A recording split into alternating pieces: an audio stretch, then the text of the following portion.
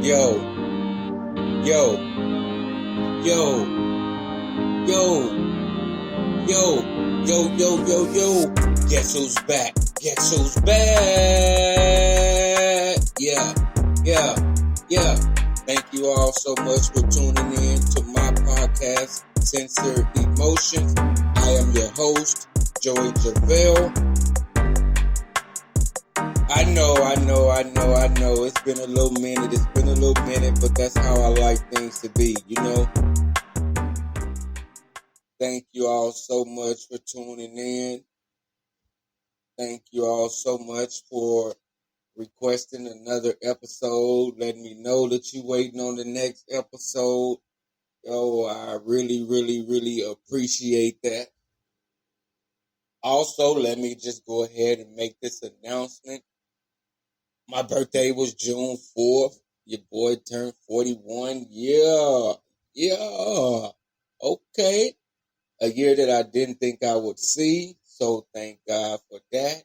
I was able to see the age of 41 going strong. That is a blessing. So today I decided I needed to get back on after my birthday fiasco, I did enjoy myself. I took a trip to Phoenix. I took a trip to Ontario, California. Then I took a trip to Louisiana. And now I'm back at home. So, in case you were wondering, yes, your boy did enjoy his birthday.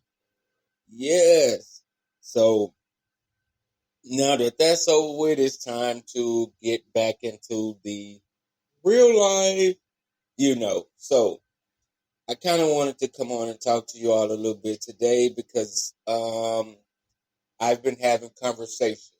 And I'm thankful for this podcast, to be honest with you, because I see people now and more people are actually sharing their stories with me. And it's amazing. Yo, sometimes how you see people be like, wow, okay, some people come up to you and you be like, dang, you did this and you did that. I never understood the feeling until now. I actually understand how that feels.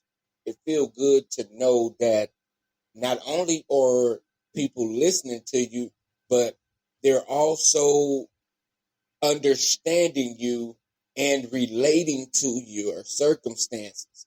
So that's really good, and there's no judgment. So that feels really good, I will say, because I have had some people, when I say that, I mean some, that, can relate to a lot of the things I said, and they couldn't believe a lot of the things that I said happened, and then they shared their story with me, which was awesome, because I am here to listen as well. So that was pretty awesome. I had a chance to talk to a friend recently today, and things are starting to turn around. And when I say they're starting to turn around, they're starting to turn back around in the direction we was in when we first started treatment. Now, let me advise you how normal that is. That is something that's very normal to happen to you all. So when I tell people, like, if you suffer from mental health, don't think that you just okay because you went through something and you got out of it that day. That does not mean that you're okay, because your mind is going to stay in a certain place that's going to keep you there. No matter how much you try to train your brain to think nothing but positive, sometimes your environment makes you think negative, and you have no choice but to. Sometimes things happen and you just start to feel out of place. And that is kind of hard to program your brain to go into a more positive place, because at that moment, it's okay to not be okay. It's more about what you do with that not being okay. And sometimes, unfortunately, that means you may have to go to a treatment center again, you know. And one thing I did share with my closest friend, was one of the things that you have to take into consideration when you go into a treatment center is when you get out, it's possible that you may have to change your whole environment. When I say you have got to change your whole environment, it's almost a plus that you change your environment. Honestly, it kind of makes no sense to go off to treatment for help with your mental health or some for substance abuse, and then turn right around, get released, and go back into that same place, that same home, that same environment, that same state, that same, family, that same stack of friends. It's almost pointless to do, because at that point, your mind would never stop thinking. People will never stop peer pressuring. Some people will take things as jokes and it's not funny. You'll laugh because you're so used to pretending. And at that point, the only person you have to talk to, honestly, are the people that you actually went through treatment with.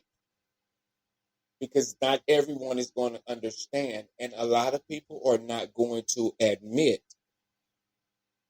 to some of the things that they are also going through that they don't realize that could actually help you. That's why they always recommend having a support system. A support system is the best thing to have. And your support system should be there for you.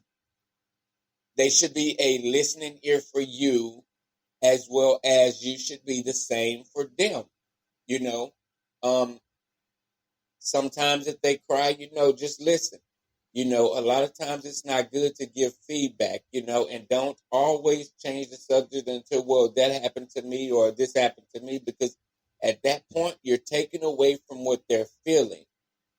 They need to express how they feel. If they contacted you and they are sharing something with you, he or she has shared something with you, it's their moment to let out their expressions and their feelings. And it's okay to then, after they share their feelings, to then be like, is it okay if I share something with you in regards to what happened to me or what I'm going through? And allow them that opportunity to say yes, because your story might help them as well, but allow them that opportunity, because it's nothing like having someone that is actually truly listening to you fully. Like, I have a friends that I can count on my hand that I can say that I can most definitely count on 100%. I have some family members that I can count on my hand that I know I can count on 100%. Most definitely my brothers and sisters, I can count on them 100% to the fullest. My brother-in-laws and my sister-in-law, I can count on them 100% to the fullest, and it's good to have that. I didn't know that I could at one point, but after certain things happen, you start to realize it wasn't them, it was me that did not open up and share the things that I was going through. And it was also me that was afraid to express how I felt, or basically what I liked or what I was into. It was a shame because I personally never, ever, ever wanted to embarrass anyone in my family. So a lot of times that's what a lot of people do. They live their life because they are afraid to embarrass their close loved ones, their family. They never want to embarrass any one of them because whether you know it or not, which is sad, but what I am going through, some people will actually relate it to my family. No, that's not my family's fault, but what I'm going through, um, it's it's my balled up of hurt and trauma that I went through. Now some of the things may have happened because of, let's say, childhood trauma, but that relates to the parents. It doesn't relate to the family members and everything because, of course, they were also going through things as well that I wasn't aware of. Of course, me being the baby of the family, it's almost as if, and for those that are the baby of the family, sometimes you just don't want to embarrass your older siblings. You don't want them to have to go outside and hear people talking about their baby sibling. I know that's not a good feeling. So I try to be careful. And I would say the same for everyone else. Try to be careful. Also, don't be afraid to say that you are relapsing back into depression. It's okay. I am so thankful that one of my besties called me to let me know I'm not doing good.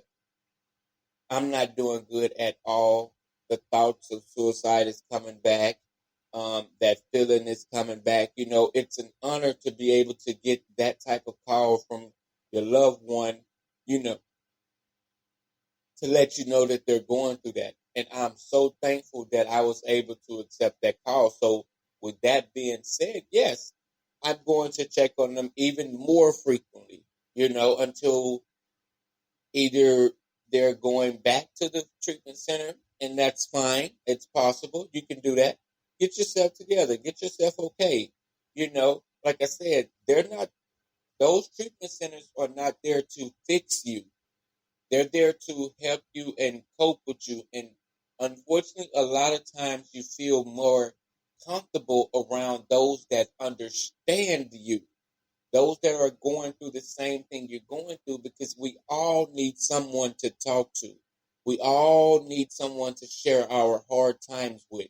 We all need someone to share our problems with. A lot of people balled it in and hold it forever. That's not healthy. That's not good. Express how you feel. Let it be known. It is okay. If you say you have a friend that you love and you trust, I don't understand how you cannot tell them the bad things that are going on. And if you ever at any point have any kind of suicide thought, if it just a little bit of thought, share that with someone.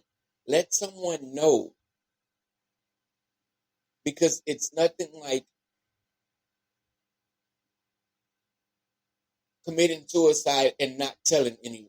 Because you did not allow anyone the opportunity to try and save a life that was needed, that is appreciated, a life that's loved, a life that you wouldn't even imagine that care about you.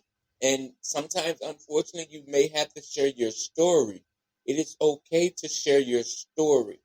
Let it be known. Let it out. I'm not ashamed of what I go through or what I have went through or what I went through. I'm not ashamed of it. I live my life a whole lot better. But one thing I will say is I realize my environment has to change. In order for me to keep progressing and keep moving up and keep healing, my environment has to change.